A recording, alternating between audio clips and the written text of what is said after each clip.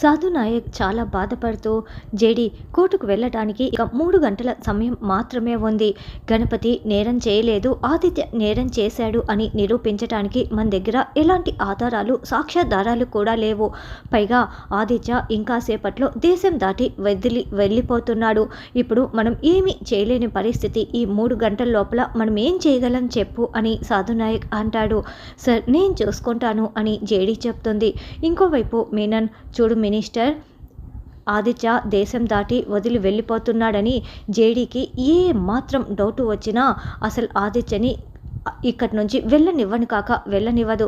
కాబట్టి చాలా జాగ్రత్తగా ఆదిత్యని దేశం దాటి పంపించేసేయాలి అని మీనన్ అంటే, మీరు టెన్షన్ పడకండి పై, ఆ జేడీ నన్ను టచ్ కూడా చేయలేదు, నేను సేఫ్గా వెళ్ళిపోతాను, ఇప్పుడే బయలుదేరి వెళ్తున్నా అని ఆదిత్య ఫ్రెండ్స్తో కారులో వెళ్తూ ఉంటాడు.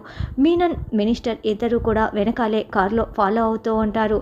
ఆదిత్య ఫ్లైట్ ఎక్కుతున్నాడా, సేఫ్గా వెళ్తున్నాడా లేదా అని మనం దూరం నుంచి చూస్తాం కదబ్బాయ్, సేఫ్గానే వెళ్తాడు కదా అని వెనకాలే కారులో మాట్లాడుతూ మినిస్టర్, మీనన్ వెళ్తూ ఉంటారు. అయితే కొంత దూరం వెళ్ళిన తర్వాత సడన్గా కారు ఆగిపోవడంతో, రే ఎందుకురా కారు ఆపావు అని ఆదిత్య అడుగుతూ ఉంటాడు. సార్ ఒకసారి అటు చూడండి సార్ అని అతను చూపిస్తూ ఉంటాడు. జేడీ, కిరణ్, రమ్య, కేదార్ అందరూ కూడా కార్ని వీళ్ళ కారుకి అడ్డుగా ఆపి జేడీ కాలు మీద కాలు వేసుకొని కూర్చొని ఉంటుంది. వెంటనే జేడీ వాళ్ళు ఆదిత్యని కిడ్నాప్ చేసి కారులో ఎక్కించుకొని బలవంతంగా తీసుకువెళ్తూ ఉంటారు. అయ్యో బాయ్ బాయ్, ఆదిత్యని కిడ్నాప్ చేసి తీసుకువెళ్తున్నారు, ఆ జేడీ నా కొడుకుని ఏం చేస్తుందో ఏంటో అని మినిస్టర్ కంగారు పడుతూ ఉంటే మీనన్ షాకింగ్గా చూస్తూ ఉంటారు.